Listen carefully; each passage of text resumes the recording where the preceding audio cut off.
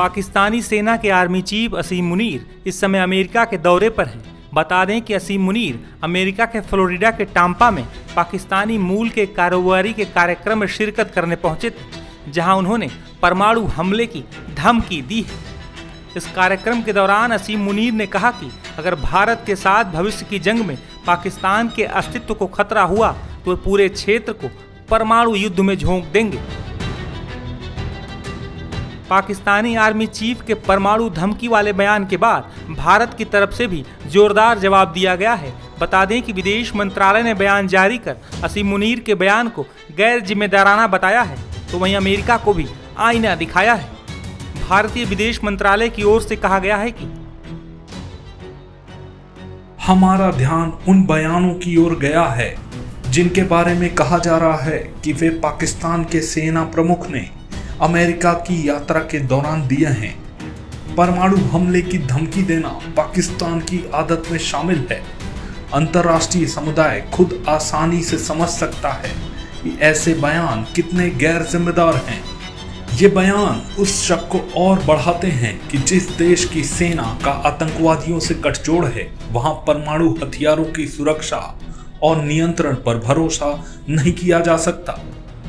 ये भी अफसोस की बात है कि ये बयान किसी तीसरे दोस्ताना देश की जमीन से दिए गए हैं। भारत पहले ही साफ कर चुका है कि वह परमाणु धमकी के आगे नहीं झुकेगा।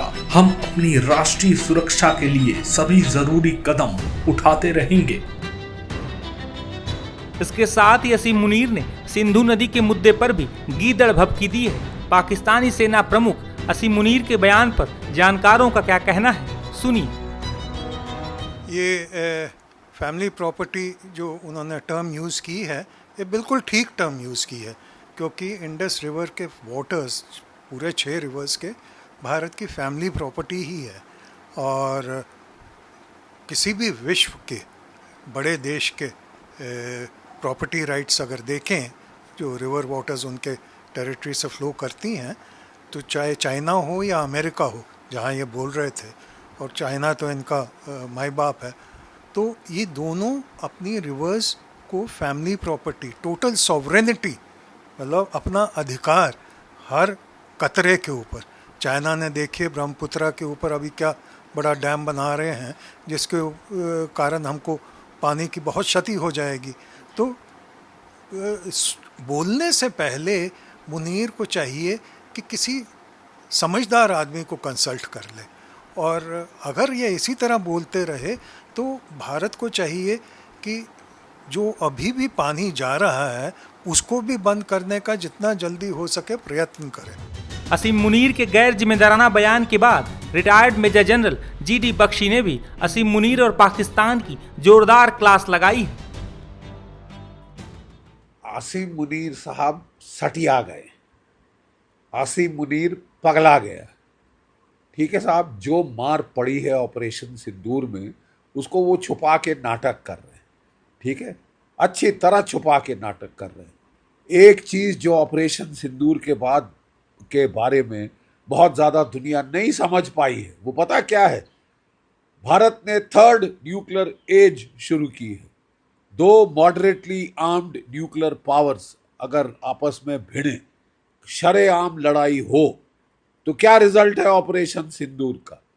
हमारी इंटीग्रेटेड एयर डिफेंस की वजह से उसके मिसाइल, न्यूक्लियर आर्म्ड मिसाइल और नॉर्मल मिसाइल नहीं आ सकते भारत पे।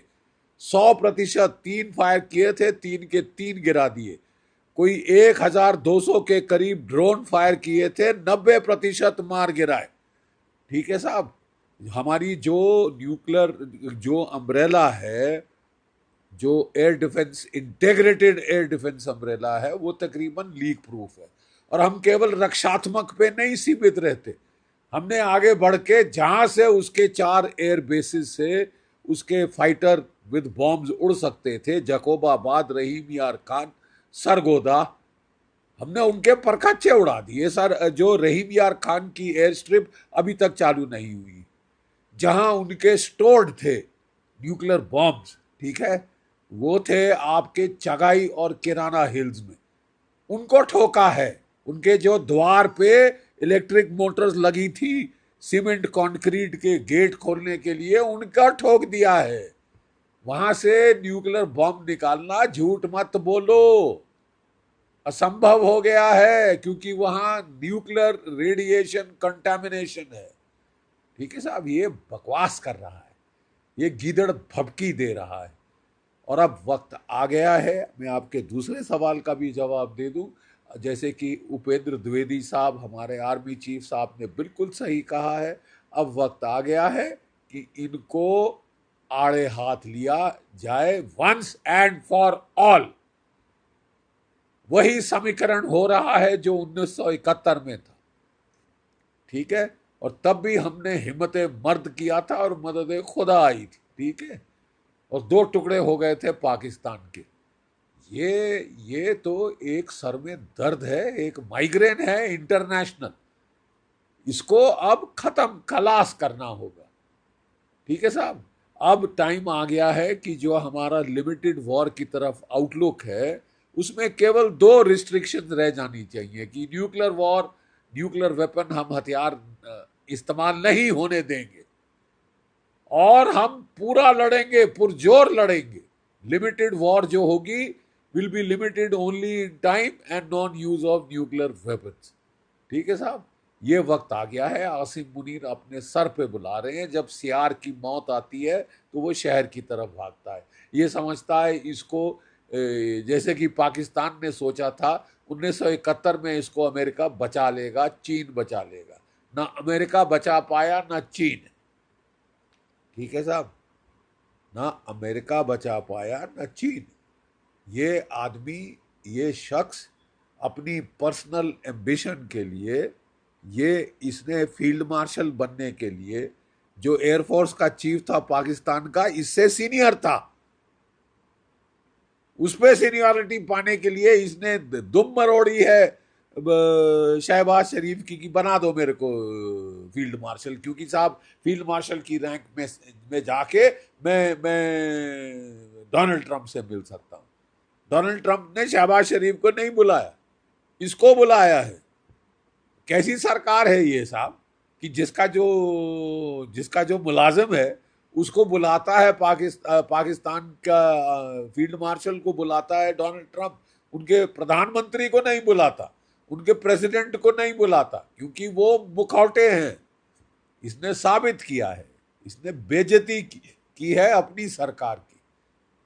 ये व्यक्तिगत इसने करने के लिए ऑपरेशन सिंदूर चलवाया को इसने शुरू कराया था। ठीक है, अपने लाभ के लिए ये कितने लोगों को मरवा देना चाहता है। और अब कह रहा है कि मैं आधी दुनिया खत्म कर दूंगा।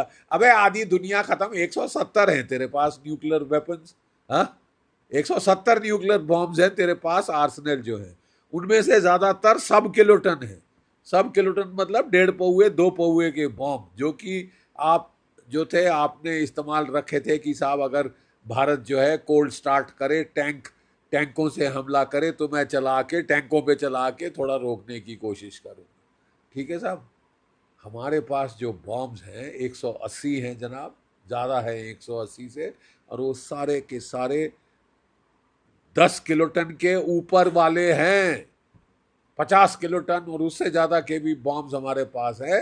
अगर न्यूक्लियर युद्ध हुआ, एक चीज़ गिठान बांध ले मुल्ला मुनीर, एक चीज गिठान बांध ले, पाकिस्तान नहीं बचेगा।